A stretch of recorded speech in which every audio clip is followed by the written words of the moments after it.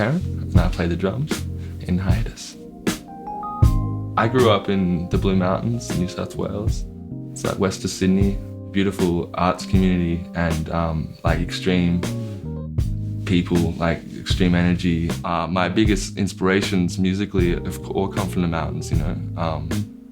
Like, especially when I was really, really young, my mum used to take me to these drumming workshops and jams, and there was this property out in the middle of the bush, and this guy called Rain.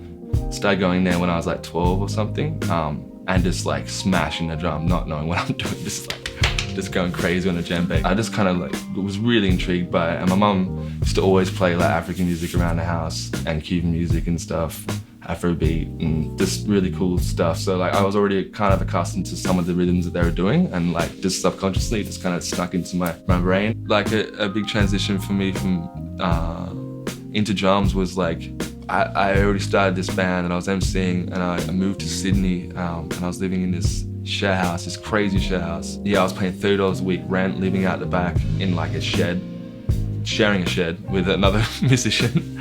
There was 10 people in 4 bedrooms, but it was amazing. It was such a good vibe because it was like so cheap. Like I wasn't worrying about that, but I would busk every day. That was a big turning point for me. Like I'll be busking every day on like a pseudo drum kit. I had a snare and a snare stand and a hi-hat stand and some dodgy hi-hats. So I could use that, and I had a cajon, which is a Spanish box like flamenco.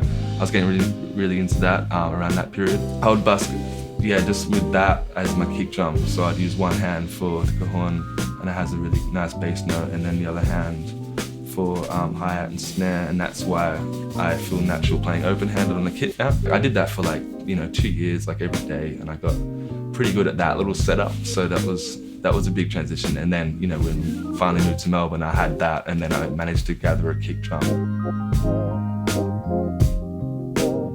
I was just so stubborn about the fact that I really wanted to make a living out of what I wanted, like my passion, out of music. So I was just like, I just want to do this every day. Like this is, my therapy and everything. That was like when I was 22, so I was really like late starter on the drums. I never thought I would be like playing in, a band that quick after I started drumming. It was like 2 years after I started pretty much. And then I was like, started playing with Hiatus.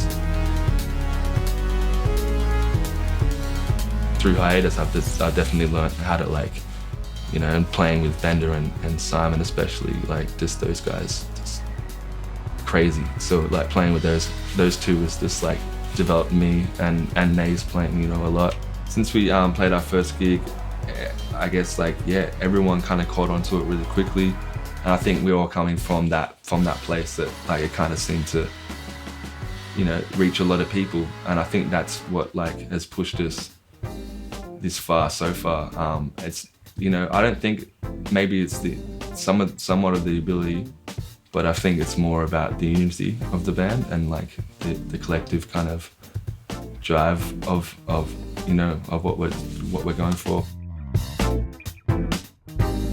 Hey, if you like what you're seeing, you want to subscribe, check out Being Here YouTube channel.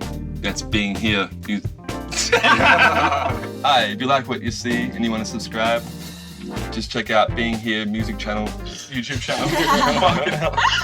Why is this so hard? Because it always is. It's got to get one person. Sometimes everyone nails it, and there's always this one that has to just follow. Check it out. If you like what you see, if you like this series and you want to subscribe, check out Being Here YouTube channel. Yeah. Boom. Do you have the payment? Yeah.